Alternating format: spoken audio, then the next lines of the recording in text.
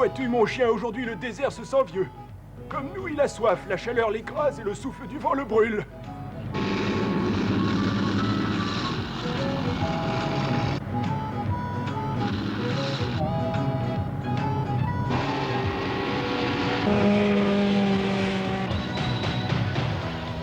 Plexor, feu.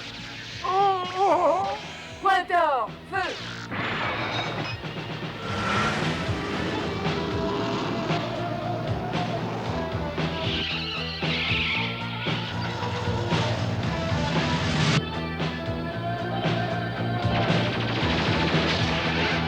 Oh, ils ont crevé mon pneu.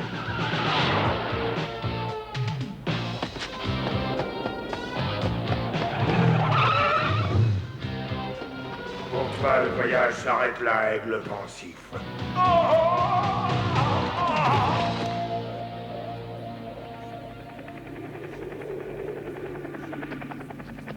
Si tu tiens à la vie, vieil homme, tu vas nous donner immédiatement la moitié de la flèche d'émeraude que tu possèdes. Je ne vois pas du tout ce que c'est que cette chose dont vous parlez. Ah, eh ben on va voir.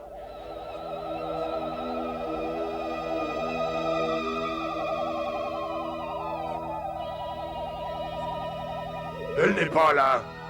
Tu vas parler, vieil abruti, sinon tu feras connaissance avec le point de Dagger. Il a du punch, Dagger. Et il a mauvais caractère, il se met en colère facilement. Il y a très longtemps de cela, il y avait une flèche d'émeraude. Dans une de nos tribus, le chef qui se retirait la confiait à son successeur. Mais cette tribu s'est éteinte depuis de longues années déjà. Et depuis, personne n'a jamais revu la flèche d'émeraude. Cette tribu n'est pas éteinte. Nous savons que tu en es le chef, aigle pensif. Alors parle, ou tu feras connaissance avec un serpent mortel. Pointeur, feu. Je l'ai confié à mon seul et unique petit-fils Daniel. Allons-y. Oh, je vous en supplie, ne lui faites pas de mal. Oh, c'est affreux.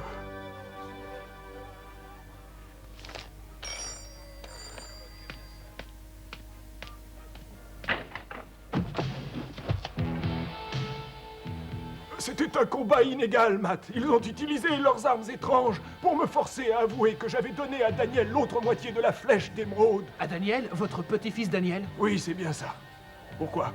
Daniel et sa mère sont venus chercher Scott ce matin pour aller pêcher dans le coin de Canyon Creek. Je vais là-bas tout de suite. Oh, mais qu'est-ce que j'ai dit là? Sélectionne les agents de masque les plus aptes à remplir cette mission. Personnel sélectionné. Bruce Sato, ingénieur spécialiste en mécanique. Nom de code, Rhino.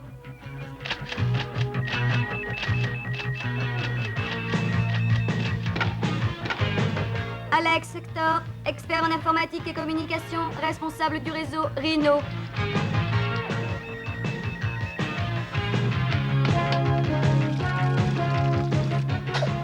Dusty Hayes, spécialiste des opérations de pilotage, nom de code Gator.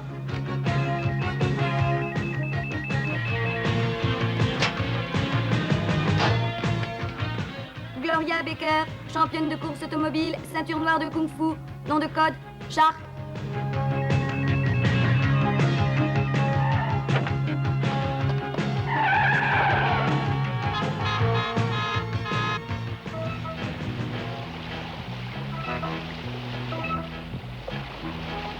Oh, je crois bien que j'ai une douche.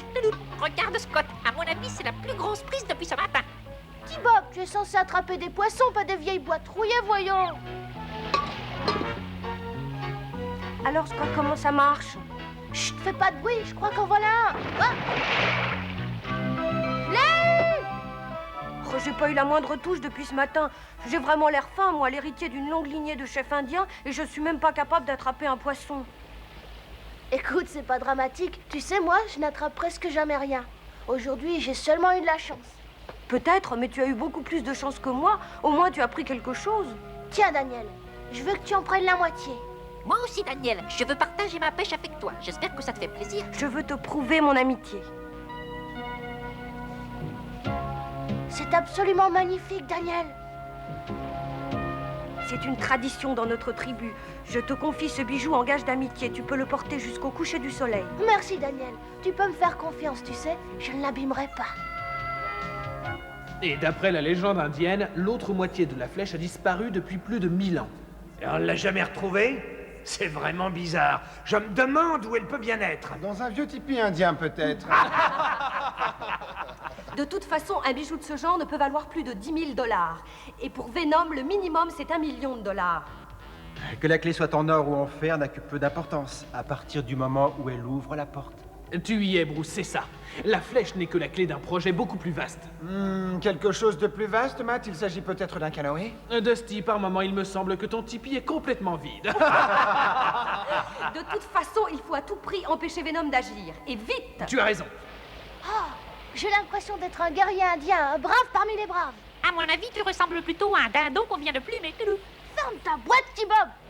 C'est bien le jeune indien. Cette flèche va me permettre de réaliser le plus gros coup de ma carrière. Grâce à elle, je vais m'emparer du char stellaire. Allons-y!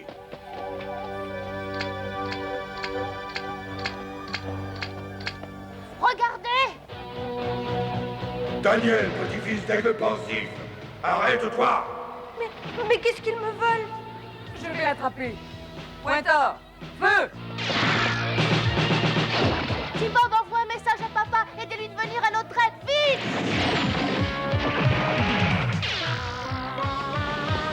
Dis donc, mon antenne n'est pas un roseau, espèce de stupide bestiole. Va-t'en de là tout de suite, tu brouilles mon signal radio, c'est pas le moment. Non, un appel sur la fréquence d'urgence. Hein?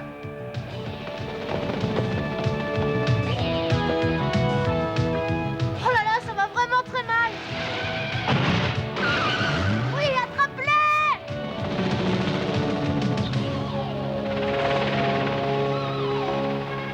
Je vais chercher Scott et Daniel. Vas-y, Matt, on va les occuper pendant ce temps-là. Mulox, feu!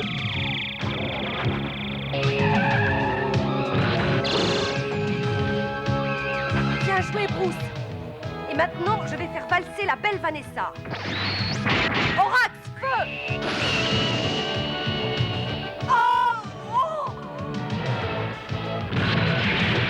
Yeah! Il est largement temps de mettre ce cow-boy à la raison. Scanox, feu!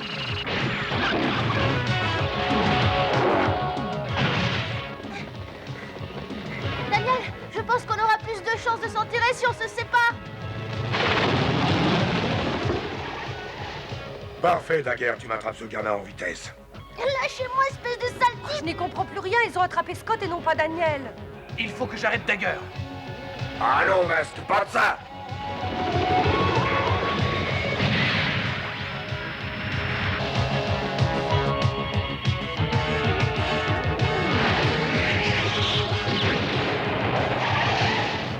Je mets le Falcon en pilotage automatique et je me fais une petite balade dans l'espace.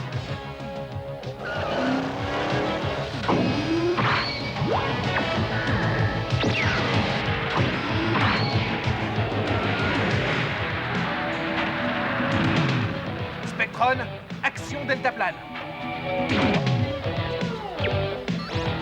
Alors comme ça, on vient me rendre visite à domicile. Ça tombe bien, j'ai justement envie de te faire quelques acrobaties. Spectron, action deltaplane.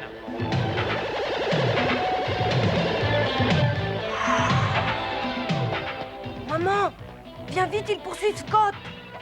Mais qui poursuit Scott, Daniel? Oh, Daniel, vite! Impossible de m'en débarrasser. On va les occuper ailleurs.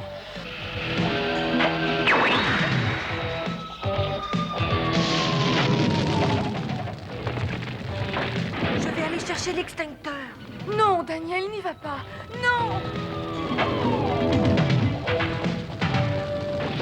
Daniel! Daniel!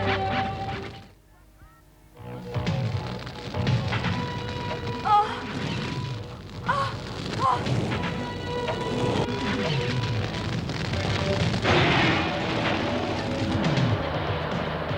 Tu as vu la hauteur des flammes? Ça ne sert à rien, je n'ai aucune chance d'éteindre ce feu avec mon petit extincteur. Au secours! Daniel est là-dedans!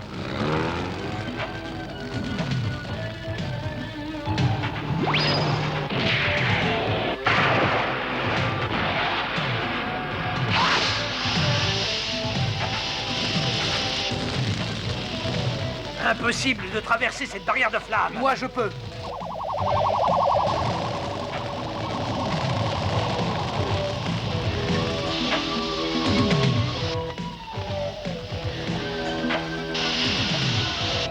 Daniel, mon petit Daniel. Oh, vous avez sauvé Daniel. Qui que vous soyez, je vous en serai éternellement reconnaissante. Oh, merci. Mais tout va bien, maman, je t'assure. Je suis en pleine forme. Oh, dis donc, vous en avez des super masques. Vous m'en prêterez un? Je savais pas que les pompiers étaient si bien équipés. À vrai dire, nous ne sommes pas tout à fait des pompiers. Mais où est donc ta flèche d'émeraude? Mais ça alors, comment êtes-vous au courant? Ton grand-père a dit à un de nos amis communs qu'il t'en avait fait cadeau. Je l'ai prêté à Scott pour la journée. À Scott? Voilà pourquoi l'équipe de Venom poursuivait Scott et pas toi. Et venez vite. Scott est en danger, il a besoin de vous.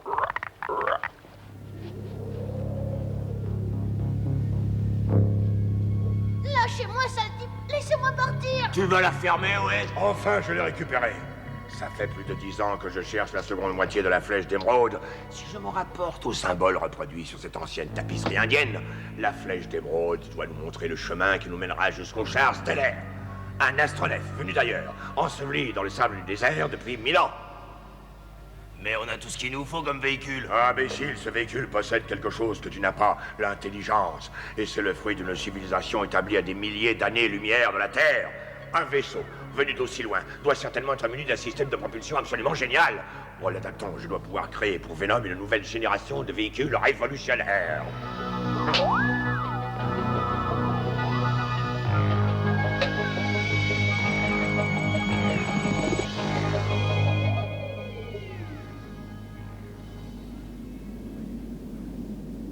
J'ai repéré l'équipe Venom. Ils vont vers le sud par l'autoroute 710 qui mène tout droit au parc national de Mesa Verde. Bruce, j'aimerais bien jeter un coup d'œil au parc avant leur arrivée. Vois-tu un moyen de les retarder avant de me rejoindre ici? Ça ne pose aucun problème, Matt. La chèvre au piquet provoque irrésistiblement l'appétit du tigre. La chèvre, le tigre, non mais tu délires. C'est moi le spécialiste en stratégie. Eh ben moi je vous dis qu'on va tendre une embuscade. C'est exactement ce que vient de dire Bruce. On devrait arriver au parc national d'ici 1 heure. Et regardez, il y a eu un accident, on dirait. Tiens, nos chers amis de masque semblent en difficulté. Alors, voilà une occasion peut-être de faire d'autres prisonniers.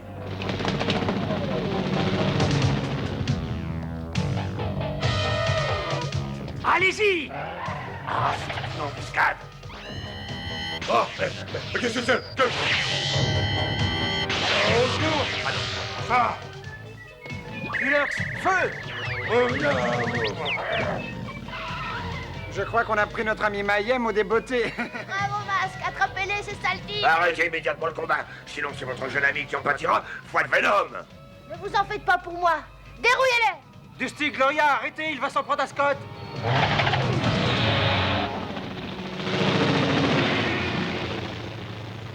Le tigre a fini par dévorer la chèvre.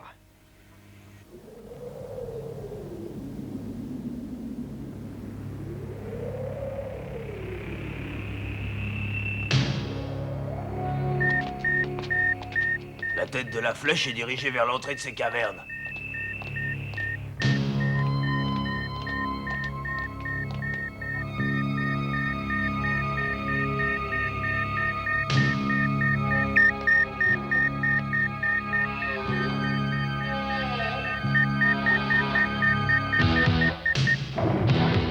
Oh, regardez! Est-ce que c'est lui? Oui, c'est lui, c'est le char stellaire. Lorsque je le posséderai, personne, pas même Masque, ne pourra plus rien contre moi. Tu ne l'auras jamais, Mayhem. Masque! Un pas de plus et je te jure que tu le regretteras toute ta vie. Pointeur, feu! Orax, feu!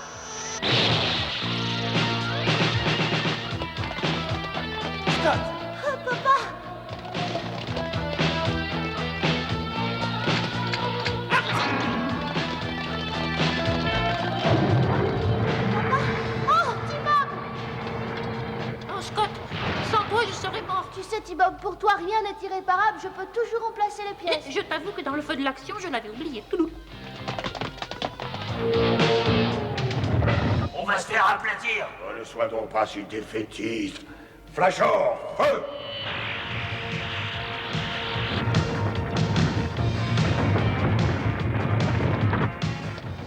Orax, feu! Oh non! Scott!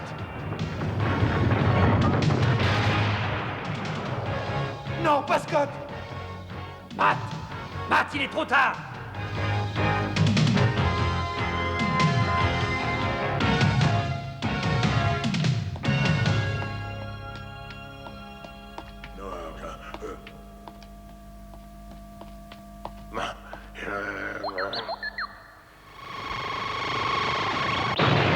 Couchez-vous!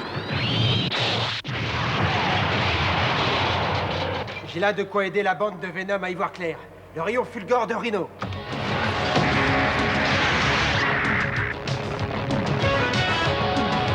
Ça m'éblouit, je n'y vois rien!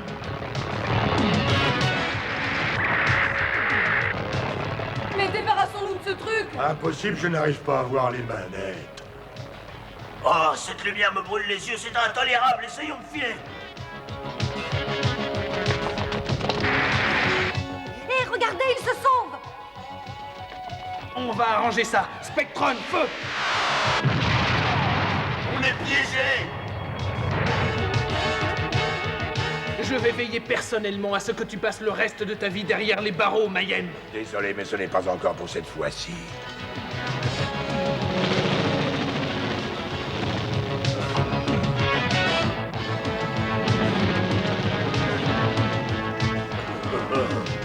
Je reviendrai chercher le char céleste et je me vengerai, Mars.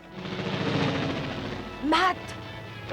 Je les ferai tous payer pour ce qu'ils ont fait à Scott. Qui m'appelle? J'ai entendu mon nom. Oh, Scott! Mais tu es vivant! Évidemment que je suis vivant. Et tu sais, papa, j'ai fait un rêve très très bizarre. D'abord, T-Bob et moi, on se faisait écraser par un énorme rouleau compresseur. Plus tard, un homme en uniforme nous emmenait sur une planète inconnue. Et là, on nous rafistolait, T-Bob et moi. Ça alors, c'est incroyable. J'ai fait exactement le même rêve. Mais c'est impossible, voyons, T-Bob. Les robots ne rêvent pas, tu le sais. Hé, attends une minute. Tu ne veux tout de même pas dire? Et attendez, et si le char mystérieux possédait un pouvoir surnaturel, peut-être que T-Bob... C'est possible, mais en attendant, qu'est-ce qu'on va faire quand Venom reviendra le chercher?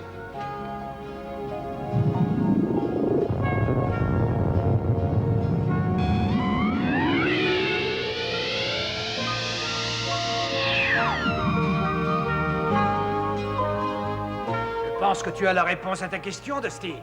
Nous ne saurons jamais quel message ce vaisseau apportait à notre monde. Lorsque la couvée a été dérangée, les oiseaux vont faire leur nid ailleurs. Hein? Des oiseaux? Où voyez-vous des oiseaux? Ah non, non, non, non, pas d'oiseaux, hein. J'ai déjà eu assez d'ennuis avec les grenouilles, moi, tout à l'heure. Mais non, T-Bob. Bruce veut dire que le vaisseau n'est pas parti définitivement. Il a trouvé un abri plus sûr. Regardez la flèche d'émeraude. Lorsque tous les Mayhem de ce monde auront disparu, je crois que le char stellaire nous révélera ses secrets.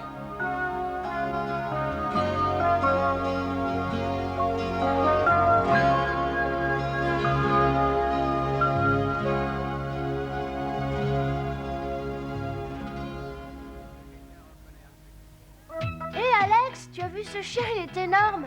Viens ici, mon vieux. Viens te faire caresser. Attention, Scott. Tu connais ce chien?